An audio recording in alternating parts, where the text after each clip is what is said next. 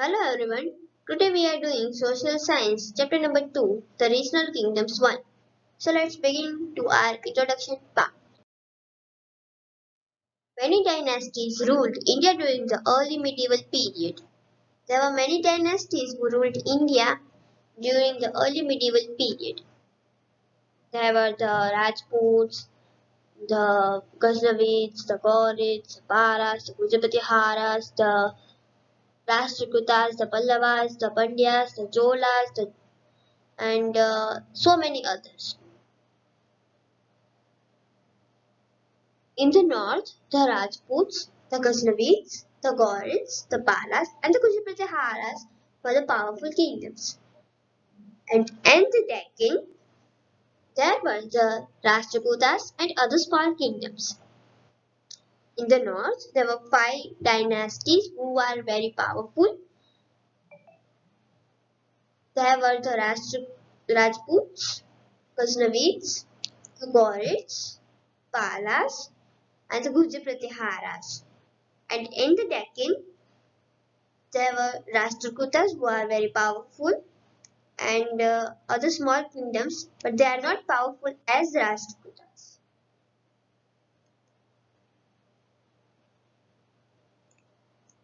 The Pallavas, the Pandyas, and the Cholas were the dominant power in the south. These three dynasties are very powerful in the South India.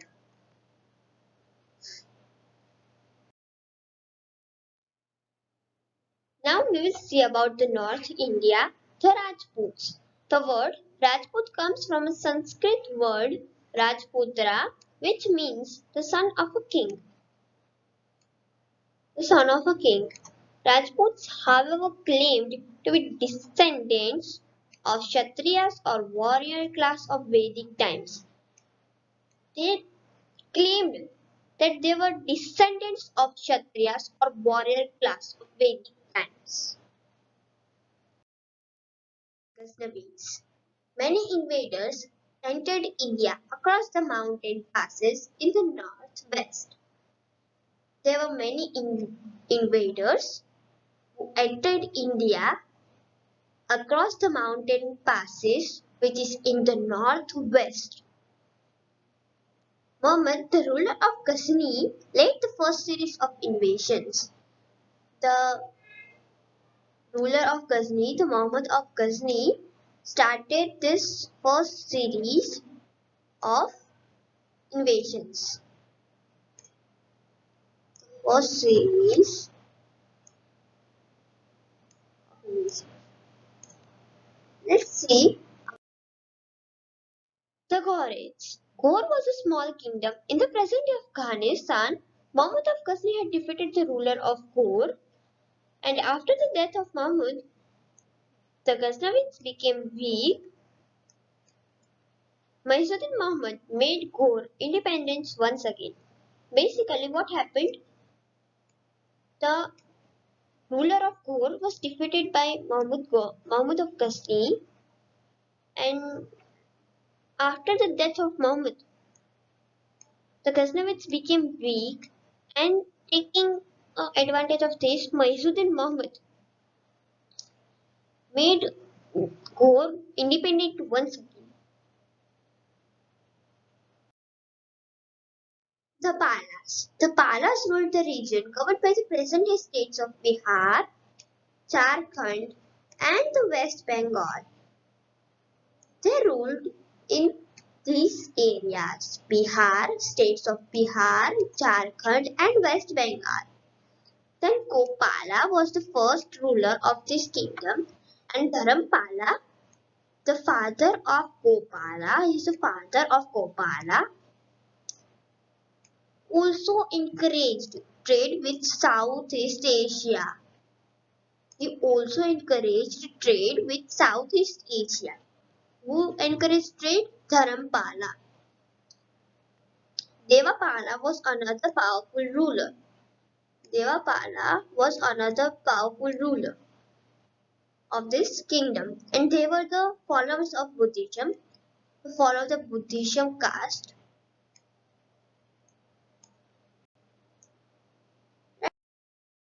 Let's Begin with the Gurjir Pratiharas. The Gurjir Pratiharas ruled over the parts of Rajasthan and Gujarat. They ruled in Rajasthan and Gujarat. The most powerful ruler of this kingdom was Bhoj, and he conquered Kannauj and made it his capital. And he expanded his empire further. He also wanted to expand his empire, and in 1018, Muhammad of Ghazni defeated the ruler of Pratiharas. Very soon, the dynasty came to an end because they had no powerful rulers, so dynasty came to an end. So now we will see Solankis of Gujarat.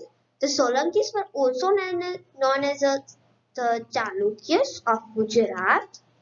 Siddharaja was the powerful ruler of this kingdom. Siddharaja was the powerful ruler.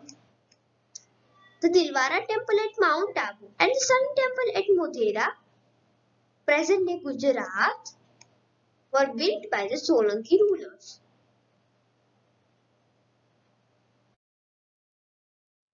Parmaras of Malwa. Old Parmaras was the most powerful ruler of this kingdom, and his capital was Dhar, and the Nilkanteshwara temple at Udaipur was built by the Parmaras.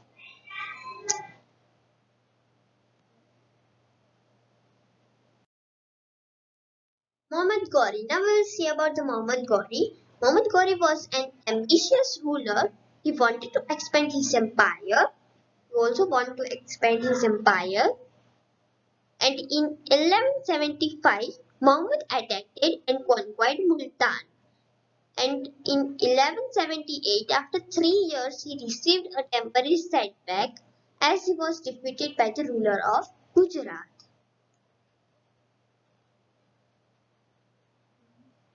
In 1175, Muhammad attacked and conquered Multan.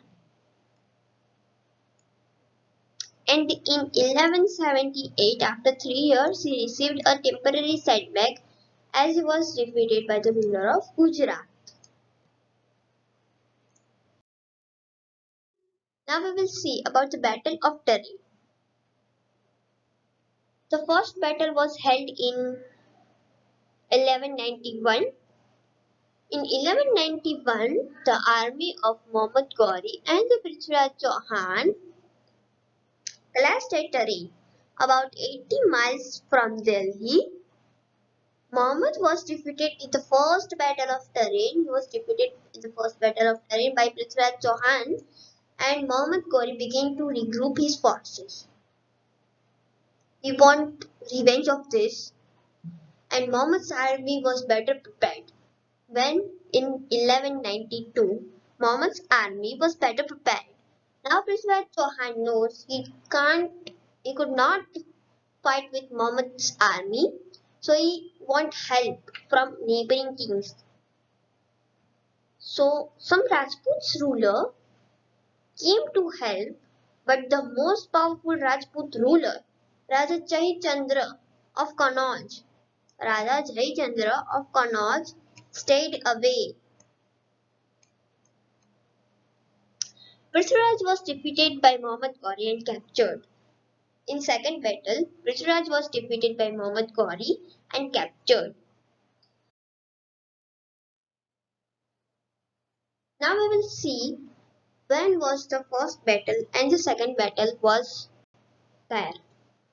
The first battle was in 1191 century and the second battle was in 1192.